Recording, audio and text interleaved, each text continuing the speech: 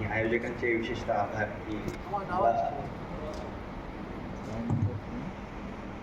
इथे ऐनवेळी का होईना आपण बोलण्याची संधी दिली. माझा परिचय, मी चंद्रकांत पांडुरंग कोसे. मी सध्या पोलीस दलामध्ये सहाय्यक पोलीस निरीक्षक या पदावरती काम करतोय. पोलीस दलात गेली 20 वर्ष झाली काम करतोय. या स्पर्धेच्या अगोदरच मी सावरकर पहिल्यांदा वाचायला सुरुवात केली होती. खरं तर तेव्हा सावरकर इतिहासाची आवड म्हणून मी वाचले, पण या स्पर्धेच्या निमित्ताने जेव्हा मी खरं तर क्रेडिट जाईल या स्पर्धेचं जे काही बक्षीस मला मिळालं आहे, विक्रम संपत म्हणून आपले इतिहासकार आहेत आणि मी आवर्जून सांगेल सगळ्यांना की विक्रम संपत म्हणून जे आपले इतिहासकार आहेत, एकदम न्यूट्रल माणूस आहे आणि खूप छान अशी मांडणी करतात. तर आपल्यापैकी ज्यांना ज्यांना त्यांचं साहित्य भेटेल कृपया वाचा. तर त्यांचा आणि त्यांच्या पुस्तकांचा या विजयामध्ये किंवा सावरकर समजण्यामध्ये फार मोलाचा वाटा आहे, कारण की खूप डिटेल असं हिस्ट्री आणि त्यांचं नॅरेशन इतकं सुंदर होतं की मी परत जेव्हा सावरकरांच्या या स्पर्धेच्या निमित्ताने वाचायला घेतलेत ना, तर तेव्हा मला खरे सावरकर उलगडले.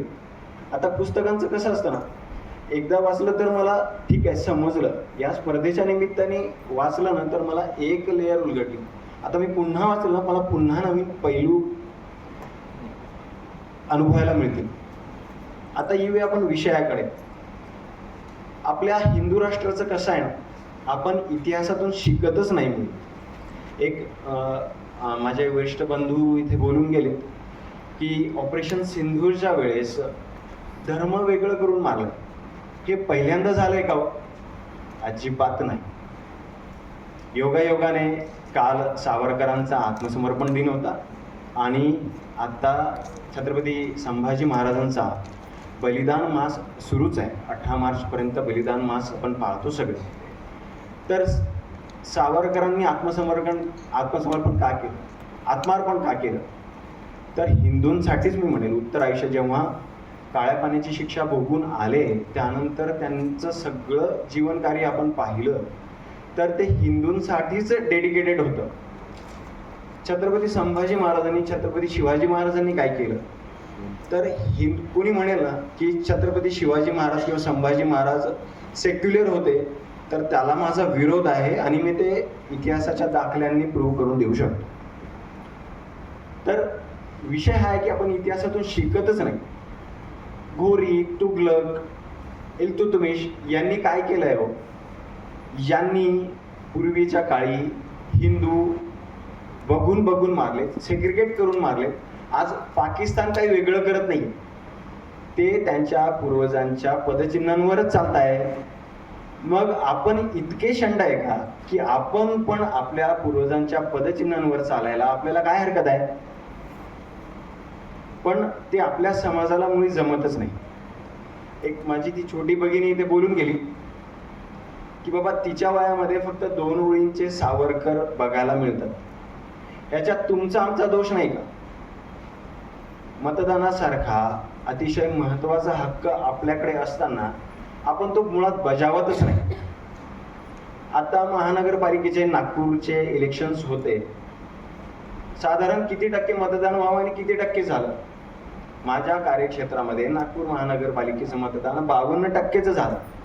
म्हणजे समाज म्हणून तुम्ही आपण शंड नाही आहे का? सावरकर भारतामध्ये क्रांतिकार्याची सुरुवात झाली, इतिहास सगळ्यांना माहिती आहे. इवन लंडनला बॅरिस्टर व्हायचं म्हणून गेले, पण इंडिया हाऊसमध्ये काय क्रांतिकार्य केलं, सगळ्यांचं टीमअप कसं केलं, क्रांतिकारी घडवले कसे, हे सावरकरांनी आपल्याला दाखवून दिलं. पण सगळ्यात महत्त्वाचा भाग मला काय जाणवला सावरकरांच्या, मी अंदमानच्या कारकिर्दीचा जो अभ्यास केलाय त्यात मला असं जाणवलं की जेव्हा सावरकर अंदमान बेटांवरती पोहोचतात, अगोदर तर यातना झाल्याच. लंडन पासून पॅरिसला उडी मारली, भारतात आले, तिथनं खटले चाललेत, त्यांना एकतर्फी निर्णय देऊन काळ्या पाण्याला पाठवलं, अंदमानला पोहोचले. तिथं खरा छळ सुरू होतो. आज तुम्ही, मी, आपण इथे उभे आहे, प्रेरणादायी साहसाच्या, इतिहासाच्या गर्जना करतो, मोठ्या मोठ्या गोष्टी आपण करतो. पण खरंच जेव्हा मी पोलीस दलात काम करताना आरोपी तुटताना बघतो ना, शारीरिक यातना होताना, बऱ्याच वेळा आम्हाला करावं लागतं, शारीरिक यातना द्याव्या लागतात. कारण की एका परिस्थितीत मनोबल तुटतं आरोपीचं, आणि मी गेल्या 20 वर्षात पाहिलं आहे आरोपींचं मनोबल तुटताना कबुली देतात. खोटी कबुली नाही, गुन्ह्याची खोटी कबुली अजिबात नाही, गुन्ह्याची खरी कबुली देताना शरीर तुटल्यानंतर आरोपी तयार होतो. आता मला सांगा, बिली नावाचा जेलर होता, साधारण 11-12 वर्ष सावरकर अंदमानला राहिलेत. नको नको त्या यातना झाल्यात. छोट्याशा सेलमध्ये पाणी नाही, विष्ठा सांडते, तिथेच जेवण आहे, तो कोलू ओढायचा आहे, पोटात अन्न नाही आहे तरी ओढायचा आहे, दुसऱ्याची शिक्षा म्हणून ओढायचा आहे. पण या 11 वर्षात जर का तुम्ही प्रवास पाहिला ना सावरकरांचा, तर पहिल्या दिवशीचा बिलीचा विरोध, बिली जो जेलर होता त्याचा विरोध आणि 11व्या वर्षीचा विरोध, सावरकरांनी तिथे हिंदूंचं झालेलं धर्मांतर परत धर्मात घेतले. म्हणजे जे छत्रपती शिवाजी महाराजांनी केलं ना त्यांच्या काळामध्ये, की तुम्ही जर का जबरदस्ती धर्मांतर कराल ना, मी पुन्हा धर्मात घेईन. तुम्ही माझी भाषा पाठवाल ना, मी माझी भाषा पुन्हा शुद्ध करून घेईन. तुम्ही माझ्या रयतेला त्रास द्याल ना, तर मी माझ्या रयतेला सुखी करण्यासाठी हवे ते प्रयत्न करेल. हे शिवाजी महाराजांनी उदाहरणाने दाखवून दिलं.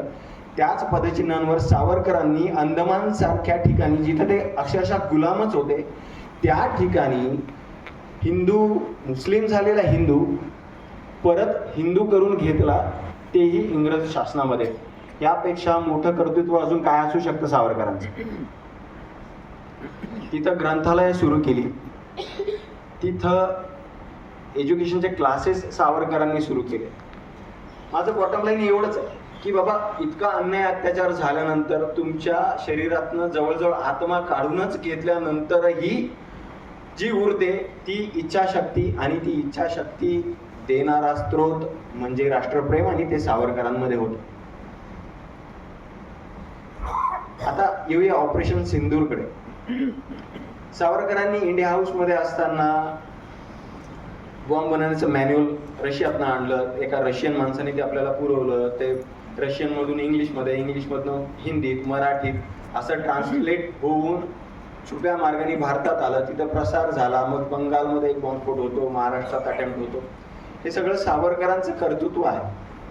आणि त्याच पदचिन्हांवरती जाऊन आपण ऑपरेशन सिंदूर केलं, आणि आपली जी डिफेन्स पॉलिसी आहे आजची, तीही सावरकरांच्या त्याच आयडिओलॉजीवरती आहे, सावरकरांच्या त्याच हिस्ट्रीवरती आहे. त्यात सगळ्या जणांनी बोलून झालंय. मी फार त्यात बोलणार नाही, किंवा मी माझ्या भाषणामध्ये त्यात विस्तृत सांगितलं आहे, ते बोलणार नाही. मला फक्त कळकळीची एवढीच विनंती आहे माझी आज, की आपण आपल्या महापुरुषांचं जे जीवित कार्य असतं, ते जीवित कार्य फक्त त्यांनी एकट्याने जगलेलं नसतं, तर ते एक आदर्श उदाहरण म्हणून असतं. मग छत्रपती शिवाजी महाराज असतील, संभाजी महाराज असतील, सावरकर असतील, नाही तर सुभाषचंद्र बोस असतील, त्यांचा आयुष्याचा एक एक घटनाक्रम म्हणजे आपल्यासाठी एक एक इतिहासाचा पाठ असतो. आपण जर का आज खरे भारताचे नागरिक असू ना, तर आपण त्या पाठापासून धडे घेऊन आपल्या आयुष्यामध्ये तसे बदल करावे, म्हणजे आपला समाज घडेल, आपली पुढची पिढी घडेल.